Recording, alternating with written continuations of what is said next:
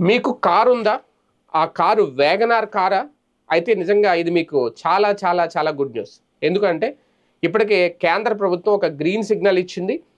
E100 అంటే ethanol 100ని ప్రోత్సహిస్తూ ఒక గ్రీన్ సిగ్నల్ ఇచ్చింది.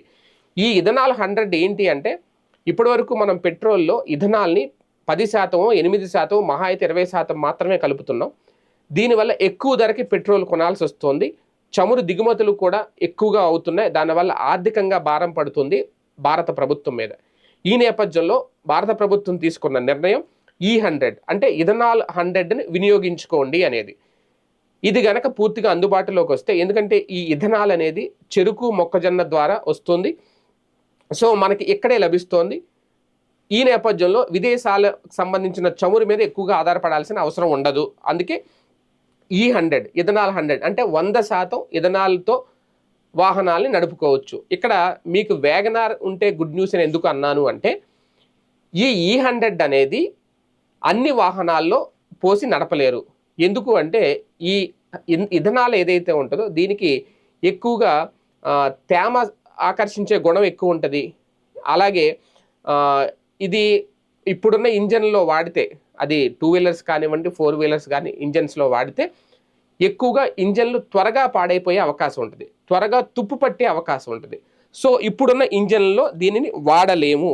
దీనివల్ల మైలేజ్ కూడా చాలా తక్కువ వచ్చే అవకాశం ఉంటుంది దీనివల్ల. ఎందుకంటే దీనికి ఇథనాలకు తక్కువ శక్తి ఉంటుంది పెట్రోల్తో పోలిస్తే, దాంతో తక్కువ మైలేజ్ వస్తుంది.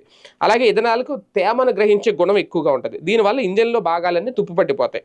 సో పెద్ద ఎత్తున ఈ E100 ఇథనాన్ని ఇంధనం ఏదైతే ఉందో దాన్ని నిర్వహించగల నిల్వ, పంపిణీ మౌలిక సదుపాయాలను అభివృద్ధి చేయాలి. అయితే ఇక్కడ వ్యాగనార్ విషయానికి వస్తే మారుతి సుజుకి కంపెనీ ఏం చెబుతోంది అంటే, వ్యాగనార్ విషయంలో ఈ మారుతి వ్యాగనార్ ఒక్కటే ఈ ఇథనాలు వినియోగించినా సరే దీనికోసం వాహనాల ఇంజిన్ని ప్రత్యేకంగా రూపొందించాలి. అయితే ఇక్కడ ఇథనాల్ కోసం ఇంజిన్ కాలిబ్రేషను, ఇంజెక్టరు, ఫ్యూయల్ పంపులు ఇవన్నీ కూడా మార్చాలి.